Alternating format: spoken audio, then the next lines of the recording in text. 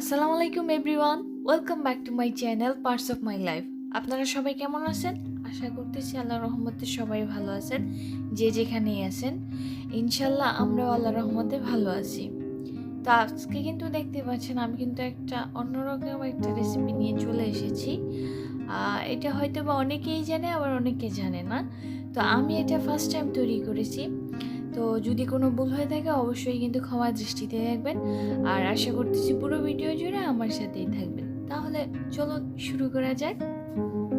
আমার বনরুটিটা তৈরি করার জন্য আমার লাগবে ইস্ট। এটা আমি ফ্রেশ ইস্ট নিয়েছি, এদেশে লিভিয়েতো বলা হয়, আর এটা পিৎজার জন্য ইউজ করে।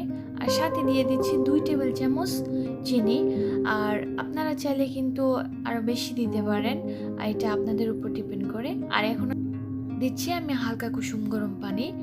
আর এই পানিটা এরকম হতে হবে, আপনি যদি পানিটার মধ্যে একটা আঙ্গুল রাখেন তাহলে যদি সহ্য করা যায় এরকম পানি আপনাকে ইউজ করতে হবে। এখন ডোটা তৈরি করার জন্য আমি নিয়ে নিচ্ছি 2 কাপ ময়দা, 1/3 কাপ গুঁড়ো দুধ, হাফ টি টেবিল স্পুন লবণ।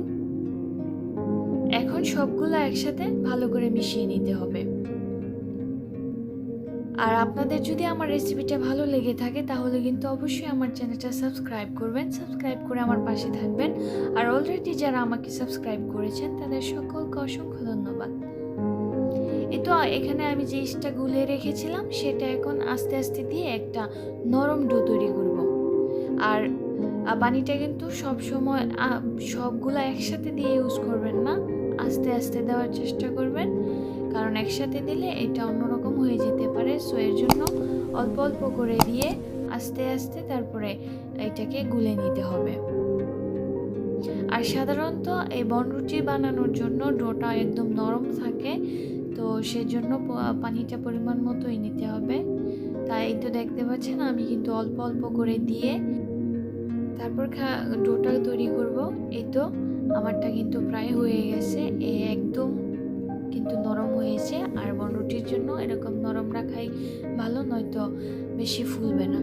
তো এটাকে এখন আমি সয়াবিন তেল দিয়ে আস্তে আস্তে আরও ভালো করে এটাকে মুথে নেব। আর এটাকে যত ভালো করে মথবেন, যত বেশি মথবেন, তত সফট এবং সুন্দর হবে বনরুটিটা।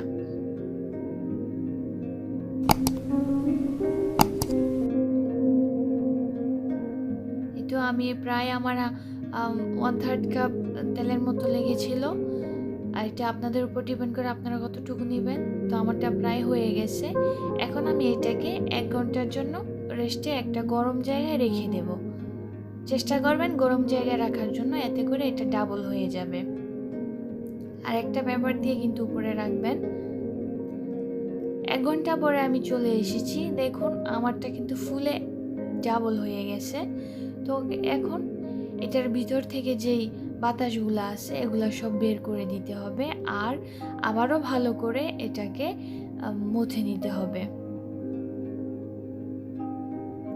আর আমার রেসিপিটা কেমন লাগছে বনরুটি বানানোটা আপনারা কিন্তু অবশ্যই কমেন্টের মাধ্যমে জানিয়ে দিবেন।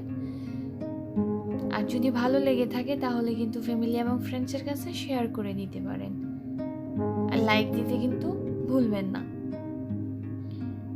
আপনাদের হাতে যখন দেখবেন লেগে যাচ্ছে তখন একটু একটু একটু করে তেল দিয়ে নিতে পারেন।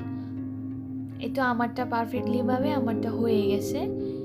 আর আমি প্রায় এটাকে 10 মিনিটের মতো করেছিলাম, মুথেছিলাম। তো আপনাদের উপর ডিপেন্ড করে আপনারা কতটুকু নেবেন ওইটার উপর ডিপেন্ড করবে। এই তো এখন এটাকে আমি 4টা ভাগ করে নিচ্ছি। আপনারা চাইলে এটাকে আরও কম করতে পারেন অথবা বেশি করতে পারেন, ছোট বড় যে কোনো আকৃতির করে নিতে পারেন। তো এখন এটাকে উপর থেকে একটু ভালো করে একটু মসৃণ করে নিচের দিকে এটাকে নিয়ে একটু গোল টাইপের গোলাকৃতির করে নিতে হবে। এই তো দেখতে পাচ্ছেন আমি কিভাবে করেছি। আর এখন এটা আমি একটা ফ্রাই প্যানে তৈরি করব, যেহেতু আমি ওভেনে করব না। তো ফ্রাই প্যানে তৈরি করার জন্য প্রথমে আমাকে এর মধ্যে একটু তেল দিয়ে দিতে হবে। আমি প্রায় তেল দিয়ে দিয়েছি, একটু তেল ব্রাশ করে নেবেন। আর দেখতে পাচ্ছেন আমি কিভাবে এটাকে গোল করে নিয়েছি।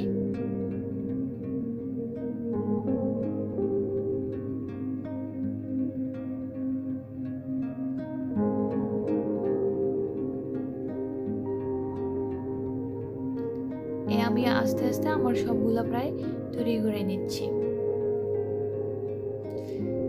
এখন আমি এই ফ্রাই প্যানের মধ্যে একটা ঢাকনা দিয়ে এগুলাকে আবার 15 মিনিটের জন্য রেস্টে রেখে দেব। 15 মিনিট রেখে দিলে এটা আরও ফুলে যাবে। একটু দেখতে পাচ্ছেন আমি 15 মিনিট পরে আসছি, এটা কিন্তু আবার দ্বিগুণ হয়ে গেছে।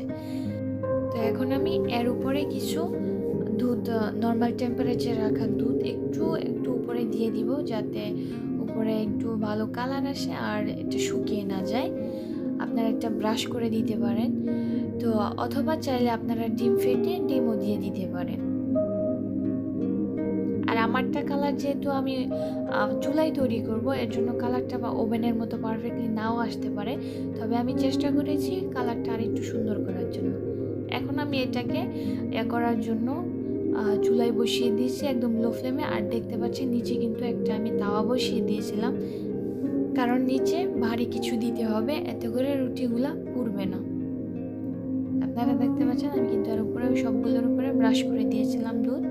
আপনারা চাইলে ডিমও দিতে পারেন। আর এখন আমি উপরে ঢাকনা দিয়ে দিয়েছি, এই ঢাকনার মুখটা টোটালি বন্ধ করে দিতে হবে। এর জন্য আমি একটা কিচেন পেপার নিয়ে এখান থেকে একটু মুড়ে তারপরে এই ইয়েটা বন্ধ করে দিয়েছি। এবার আমি চুলাটা জ্বালিয়ে দেব একদম লো ফ্লেমে। তারপর আমি অপেক্ষা করেছিলাম প্রায় 15 থেকে 20 মিনিট। আপনাদের উপর ডিপেন্ড করে আপনাদের চুলার আঁচটা কীরকম। আমারটা একটু বেশি, এর জন্য 15 মিনিট 20 মিনিটেই হয়ে গেছে। আর দেখতে পাচ্ছেন আমারটা কিন্তু পারফেক্টলি হয়েছে। আর উপরে কালারটা আনার জন্য আমি যে নিচে তাওয়াটা দিয়েছিলাম সেটা উপরে দিয়ে দিয়েছি 5 মিনিটের জন্য। এখন দেখুন সুন্দর কিন্তু একটা উপরে একটা কালার চলে এসেছে। হয়তোবা ওভেনের মতো পারফেক্ট না আসলেও সুন্দর একটা কালার এসেছে, আর একদম বেকারির মতো পারফেক্ট সফট হয়েছিল। এখন আমি আপনাদেরকে একটা খুলে দেখাচ্ছি কীরকম হয়েছে আমার বনরুটিগুলো। দেখুন